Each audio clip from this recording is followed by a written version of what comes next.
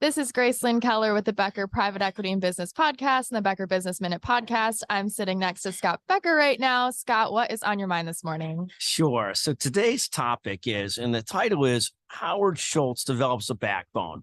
And one of the things that's fascinating about the CEO or the former CEO and really the founder or driver of Starbucks is watching him over the years vacillate on different positions, being very, very pro-labor, but then being very anti-labor union, trying to court a potential run for president, so trying to be pro-labor a few years ago, then moving back towards as an owner of Starbucks, being very anti-union and trying to fight the unions. And then, of course, in his sort of back and forth in these positions, trying to paint himself one way while running a business in a different way, he's always left me sort of uncertain about Howard Schultz. And then, of course, with the labor union issues, he was called by Bernie Sanders in the Senate committee to testify in front of the Senate. And here's where Howard Schultz actually showed backbone that I didn't expect. So in the Senate, Senator Sanders, Bernie Sanders, went after Howard Schultz and constantly called him, a billionaire, as though it's become in common law, obviously sort of a bad thing to be that rich in a world where we've got so much differences in income equality, and people are very concerned about people that have billions versus people that can barely live. And so it's a very common sort of fault line.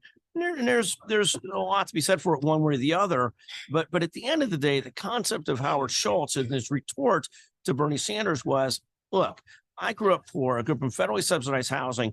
You keep on calling me a billionaire like I did a bad thing. But in the reality is I built a business. I thought I was pursuing the American dream, something that you might view differently, Senator Sanders, but I was pursuing the American dream and building a business and employing thousands and thousands of people, and don't believe that I should be vilified for that. And it was sort of a fascinating take back by Howard Schultz. It was so well done that it actually led me to be a fan of Howard Schultz for at least today. The standing up for himself, standing up for the American dream. And of course, what happens is, that his comments were resonating because Chairman or Senator Bernie Sanders kept on trying to shut him down, kept on getting him to stop talking after Sanders and people had vilified him for what literally seemed like hours. So it's sort of a fascinating spot. It was fun to watch Howard Schultz grow a backbone. He's also obviously grown a backbone with the union, which has its pluses and minuses after painting himself as the most progressive labor guy in the country. But it is what it is. But that's a fascinating, different discussion.